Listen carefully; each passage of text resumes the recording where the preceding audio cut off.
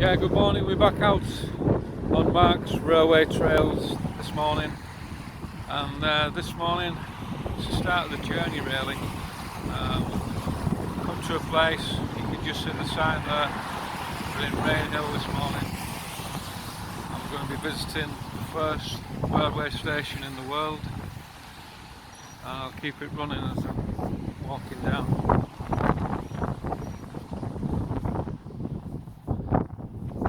And this is the start of a long journey for me, where the rainhill trials started.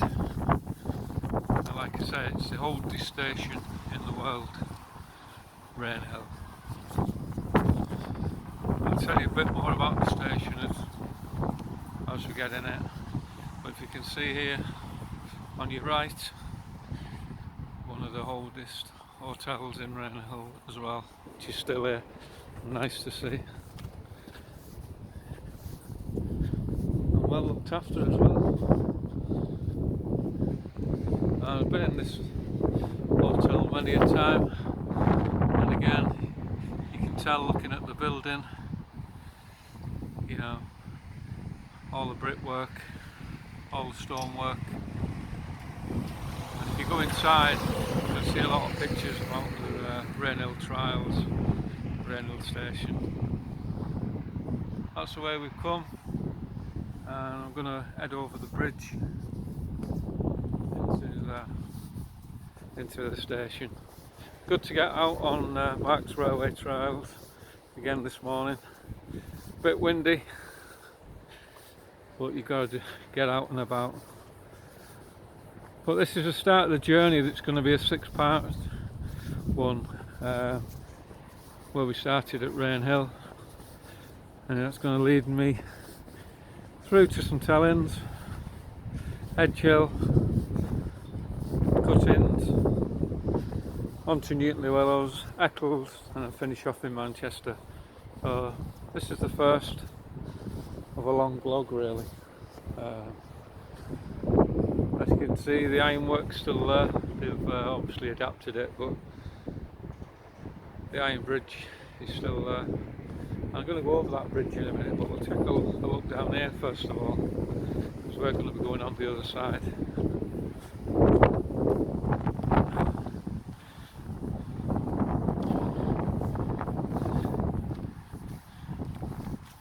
I'll tell you more about the station.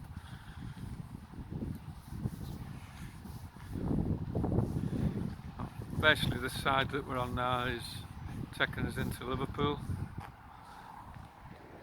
If you look right down there, that's heading towards Newtonley Willows, taking us into Manchester. So we'll go over the bridge, and then I'll tell you more about the station and the history. But it is the oldest station in the world.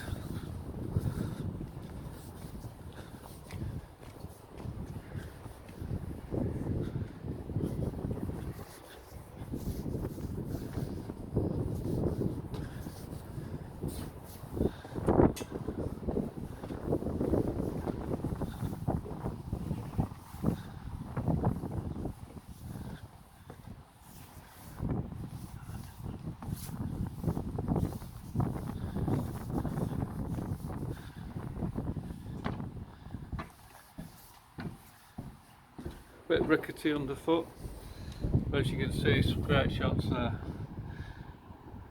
They put the glass so you can look across. That's heading towards Newtonley Willows.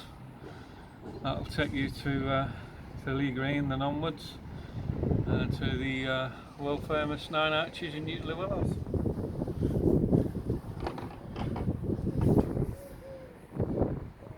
That's just looking down on the 2 lines, and you can see the hotel there in the background.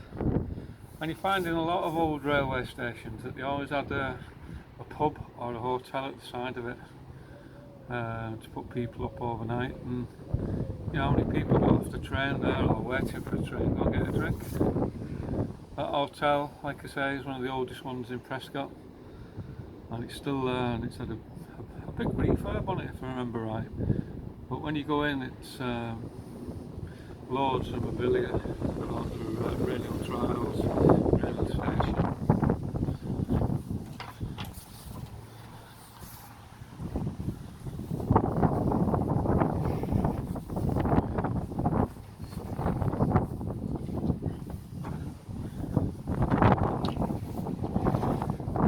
Bit of a windy morning.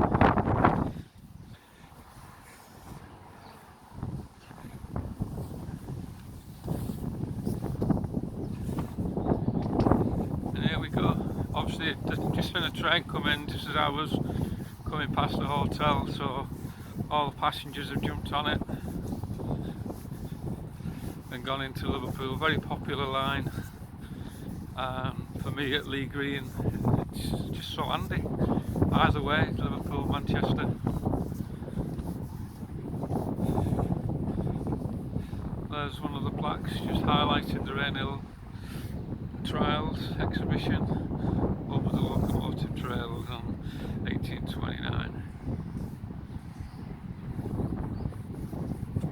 I'll tell you a little bit more about the station as we get further up near the bridge. And again, there's a lot of history here because, as I said, it's the first railway station in the world, and it has been looked after, which is good.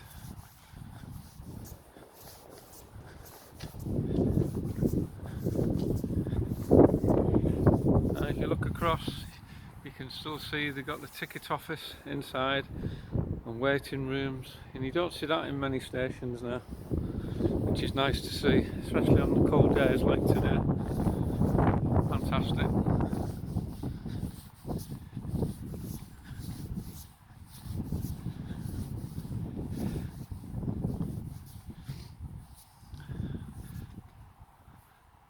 And the two little walkover bridges are still here, one at either side, and again they've been looked after as well.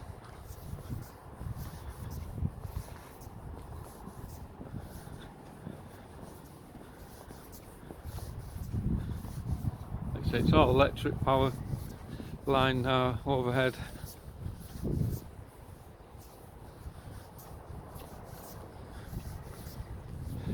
And in summer, I always remember coming down here with my dad, and all these embankments in summer is full of colour, and there you go, storms highlighting the rocket.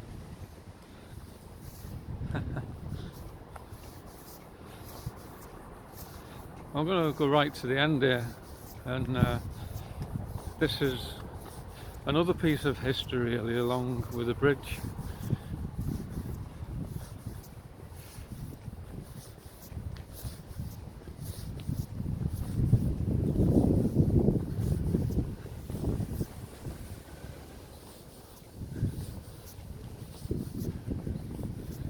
Just 3 minutes, pity the trees covering it really.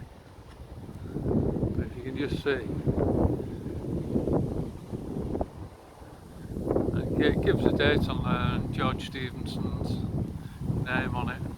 But the claim to fame for this bridge, it was the first bridge to cross a railway.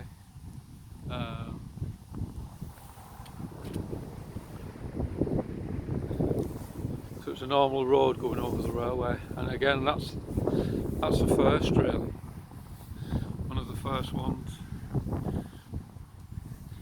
in the country, probably in the world, that crossed a railway. And it's all done in red brick, like a red sandstone, and again just look at the curve underneath. Engineering on it's absolutely brilliant. And if you look further down, you'll just see a straight one just a bit further down the line. It's a 2-track line, like I said, one leading to Liverpool, one leading to Manchester.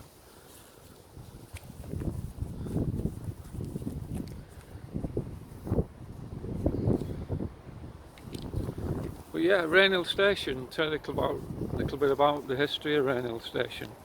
It's the first station in the world, and it was actually opened in 1830. I think it was the 15th of September in 1830. And it's a 31-mile long track leading over into Sankey, Newtonley Willows, and into Manchester. So again, that was the first line in the world. So a lot of history here as well. And if you look at the buildings across, they're all made out of red brick.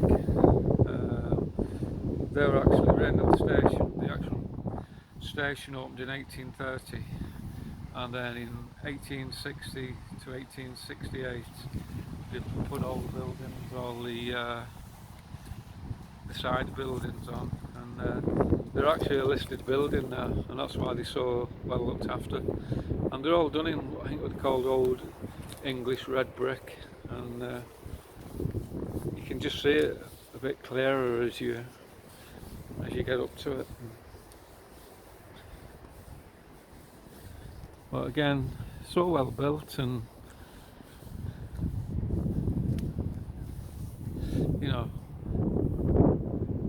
it's just so nice to see, and so nice to see it still here as well. Absolutely brilliant. But this line really was set up,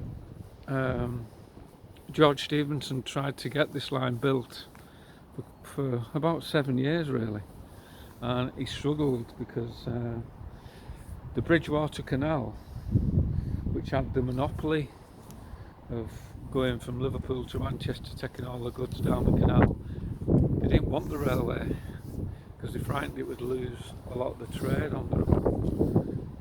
And that's why you still get a little bit of animosity between Liverpool and Manchester, because the Bridgewater Canal had the monopoly on everything. And like I say, it took George Stephenson about 7 years to get this kind of passed through Parliament, and especially some of the engineering he had to do to get it to Manchester. You know, the 9 arches, which I'm going to be doing on one of my next vlogs, you know, to get over that viaduct and then over into Catch Moss, where it was all bogland, and they said he couldn't do it. You'd never get a railway on bogland, and he did it. You know, he proved everybody wrong, and got it to Manchester. Unbelievable. As well as doing that, the reason we've come looking at this great station is this is where they had the rainhill trials, and the idea of the rainhill trials was to find locomotives to run on the line. George Stephenson set it up, and he built the rocket with his son, and on the rainhill trials, which went from here, and it actually went down the line through to St Helens, and I've done one of the blogs in St Helens where a railway went over a railway, and that was the first bridge in the world where a railway bridge with a railway arm went under.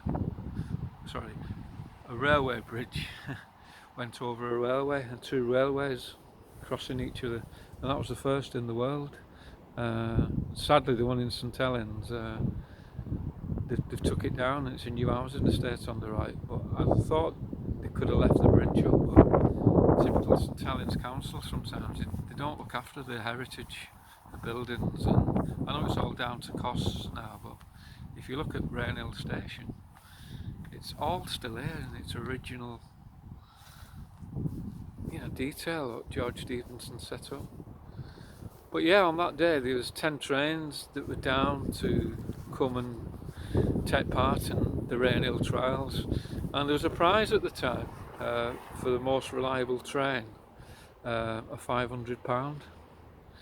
And like I said, there was 10 trains that were down on the day to take part in the Rainhill trials, and only 5 turned up on the day, and out of the 5, only 3 of them were reliable enough to actually do the Rainhill trials, and a lot of people don't realise that.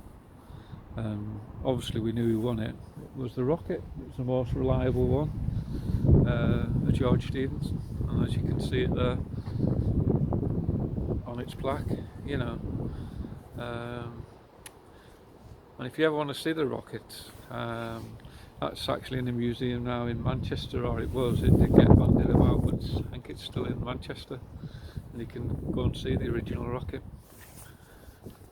But we'll have a walk down, and what we'll do, I'll go back over the bridge, and we'll show you a bit more in depth on the other side. But how much history is here, you know, and it's so well looked after, which is nice to see.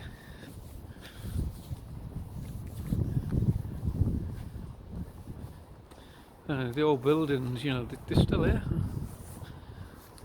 They're still here.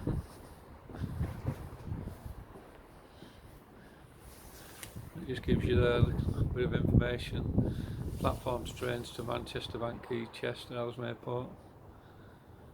You know, straight through to Wales. You know, you can change for Chester for North Wales, over the footbridge trains to Liverpool. And that is the most popular line, that one, the Liverpool line. Everybody uses it, you know.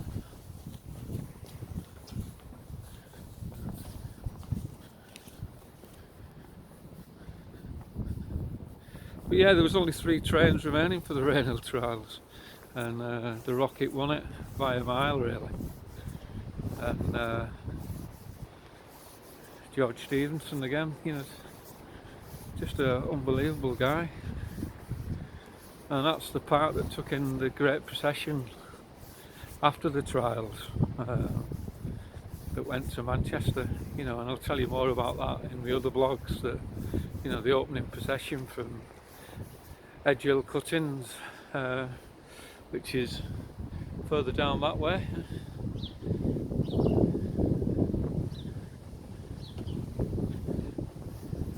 But we'll go back over and we'll take a look on the other side, you know.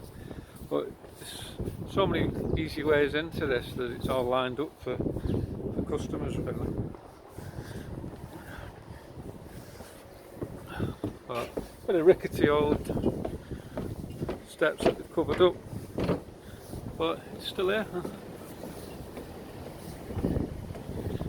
The good thing with this bridge, they put plastic perspex over. Obviously stops people chucking things onto the line. The good thing is, if you've got kids and stuff, you can actually see the trains coming down, which is good. Bit of a windy day.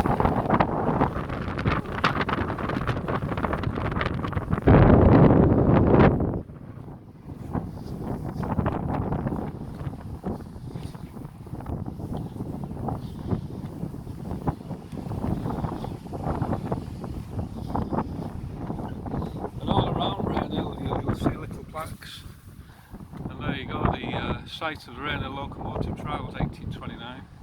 A straight level stretch of track can be seen from the top of the footbridge. Was used to test whichever steam locomotive could complete the journey from Liverpool to Manchester. And as you know, the rocket won the competition. And that's the Rainhill Civic Society. Just further down here, my dad had a train club with about 8 of his mates, and they're all on YouTube, and every Sunday they used to meet up, and they rented a stretch of land in Prescott and put a rail track on it, a mini rail track, and every Sunday these take all the big steam trains down that they built and fly around on them. And if you look on my YouTube channel, you'll see one of them when I'm on it with my son Daniel when he was about 7 or 8 years old, because my dad used to take him everywhere on the train with his free pass, and he loved it, especially Liverpool, Manchester. But what a good piece of history here, you know. Just have a look in the here's a ticket office, again another access point, and you can get into the station from about 4 ways, really. Again another plaque just highlighting first intercity railway. But how good's that you've still got, I'll just show you inside, you've still got original ticket office, which is good, you know. I'll probably get shouted at now for going in with the camera running, but you can do these things, you know. Alright, mate.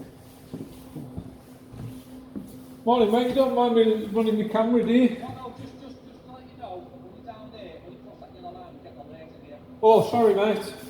I'll take it. Are you alright? I'll step over, then I don't need. Cheers, mate.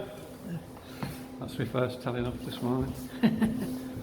But there you go, is the coming into the one of the waiting rooms, and nice plaque on the wall there, which is really good, highlighting the greatest contest of industrial Britain, rainhill trials.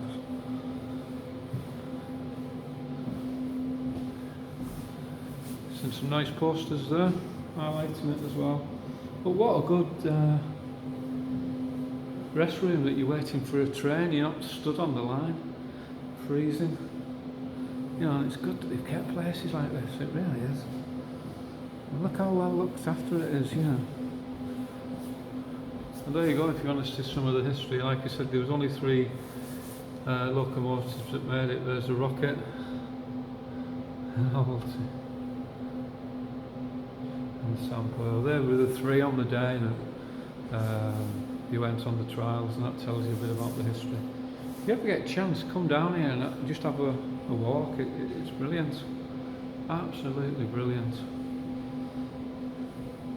You'll not find many stations like this kept open, you know, and somebody in the ticket office manned, which is good. You know, personal service. You know, if you look at the retail trade now, it's gone. You know, everything's self-service this, self-service that. You know, there's no contact with people or talk to people, and they wonder why the young generation of today are all suffering with anxiety and stress, because they never see people, never talk to people. It's so sad. That's just giving you an idea of the local line. But no, so good to see. And I'm going to thank the guy for letting me come through. And again, some more good pictures there, you know, absolutely brilliant. You know, and if you look closely there, what a picture that is, you know, just highlighting the rainhill trials in 1829. Just look at that.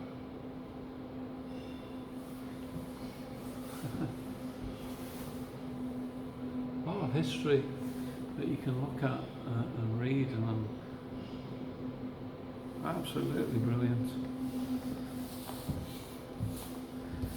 There you go, travel by train, you know, and all the adverts from Cadbury's and great British companies that it's sadly gone, you know.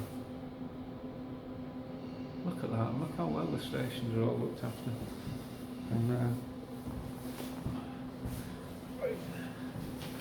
And there you go, it just gives you quite a bit of history there as well. You know, it's hard to imagine, isn't it, when you look back. But just look at the cuttings there that he had to get through, you know, to get where he wanted to get. And I'll stand back on that and I'll leave it running for a bit, because you'll be able to see it, you know. But there you go. That was the one that won it on the day, £500. You know, absolutely brilliant. But if you look at that model railway 2022, the Rainhill Village, that'll still be some of my dad's old friends who run that. We used to go to that every year, and at Christmas, you know, Danny would go with Grandad, and I used to go every year to the model railway there at Rainhill Village Hall. It's brilliant, they have all the trains laid out. And but anyway, I'll leave this gentleman in peace. Thanks for looking after us, mate. Again, nice that you could let me in there, which is good, even though I got told off for going too far down the line. But and you'll just see loads of plaques. You'll see another one over there, and it's telling you about the history. of the Liverpool and Manchester Railway, you know. And if you just, I'll just zoom in on that, and you'll,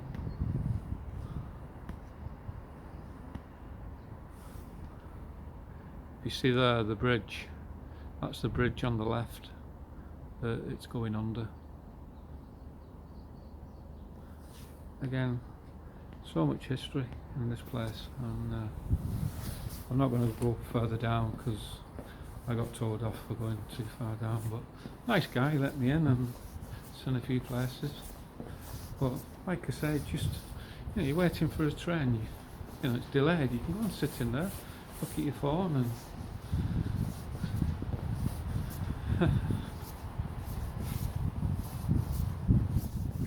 but they must have a camera set up there, so as you can see the camera there when you go past that line, you get a warning. So that's my first warning on a Sunday morning. Well, we'll go up and take another look from the other side, you know.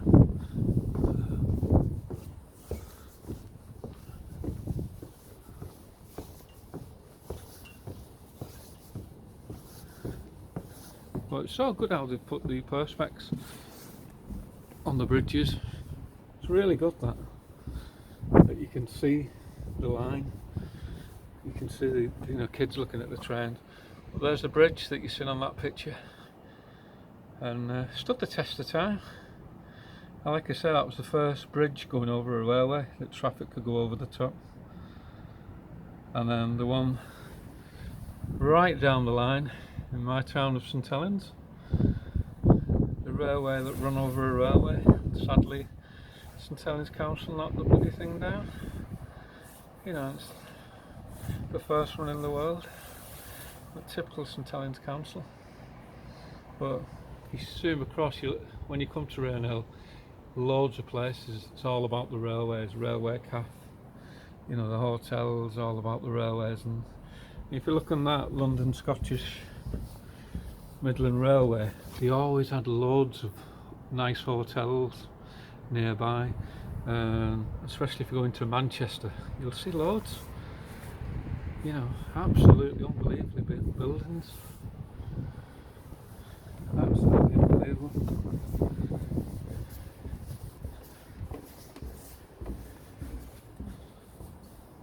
There you go, that's a better shot right on top.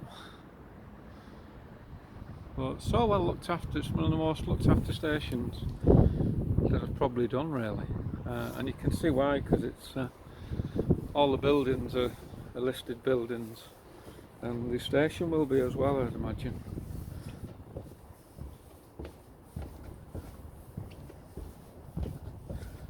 But it's nice of him to let me in there. It was closed off today, but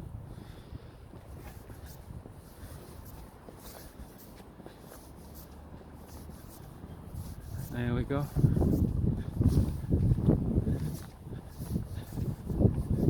£11.29. Another train due to Winslow. 11.48. There you go. This is the plaque.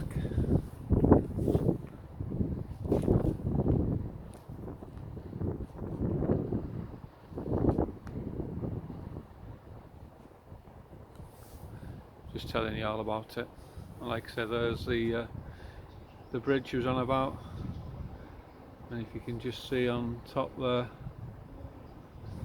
that's the plaque I was trying to show you with George Stephenson, you know. It just tells you about it really, you know, the canals and turnpike roads were increasingly unable to cope with increasing levels of traffic, and it continued to raise. Transport had to be speeded up, and a group of businessmen formed a company to build a railway line from Liverpool to Manchester.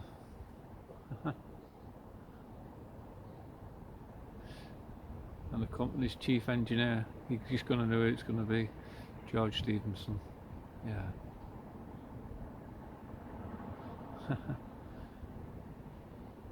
By the summer of 1829, it was completed, and the section through was chosen for the location for the trials.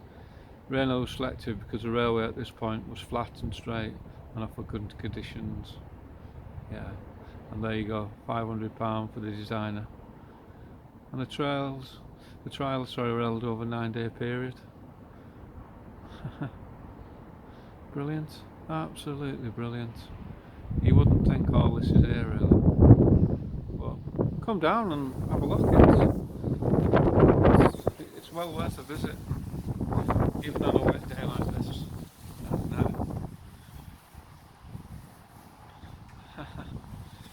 my dad always said this was his favourite station, and you can see why really. It's still got the nostalgia, as I've said many times, going back in time. You know, waiting rooms that's still there, and somebody in the ticket office, which is brilliant. You know, you can ask them, how do you get to here, how do you get to there? And that's what's gone these days. It really pisses me off. Self-service. I never will go through a self-service till. Everything's self-service. Even the company I've worked for, Morrison's, self-service cafe. Do your order? No, I want to speak to somebody. I want to let them take the order. Yeah. It's unbelievable. It's just gone the other way now.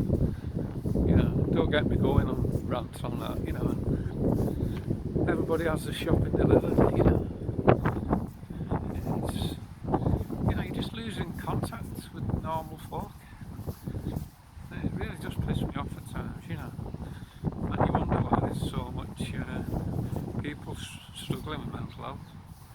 There's a lot of people who don't get out the doors. I know some people it is genuine, who actually suffer with it. But I think with the younger generation, they're not used to a lot of face-to-face contact like we had when we were growing up. It's so sad. But another good Sunday morning out on the Marks Railway Trails, and I had to do this one to start the series really, because this is where it all started. And again, certain places mean a lot to me, and Rainhill, like Newton Lewis and Elstown, does, because my dad's railway club he set up with some clever guys building so many big trains to shoot round on, and how they did it, engineering on it was unbelievable. Built their own track and everything, and that place has sadly gone now. It's a new housing estate, so I know my dad's friends have put a lot of the videos that they did on YouTube, and I've got one on mine, so if you look at it, just have a look for Rainhill Railway Club and you'll see my dad, me and Daniel whizzing around on a train on a Sunday. But yeah, this is where it all started. 31-mile long track over to Manchester, and from that great day they've never looked back. And just pity that you look at the transport now with the beachings cuts. This country had the greatest rail network in the world. It might have been aging, but every town had 4 or 5 stations in it, and you can get to anywhere, And if you look back, I look back at all the old books, and they said there's like 8,000 miles of track and 4,000 abandoned stations that you can walk that's no longer there, and that's down to beachings cuts, because they put all the money at the time, they thought, onto the road. They thought it was a way forward, and British Rail, nobody funded it properly, and the beachings cuts came, and the classic example is Oldham. Oldham had 22 stations, and now they've got 5 miles from the town centre. So if you're on a train in Oldham, I know they've got the tram network now, which is good, but if they hadn't got the tram network, which they didn't for quite a long time, you've got to travel 5 miles to get a train, which you're probably going to jump the car. So you probably think, sod it, might as well go in the car. It's sad really. And I know in Oldham, talking to a few people in Oldham when we'd done the walks in Oldham. A lot of the stations in Oldham, they were lonely places, because not like this now, you've got a guy in the ticket office and it's all looked after. They become like lonely stations that you felt threatened on your own, you know, especially in Oldham when some of the places are out in the sticks.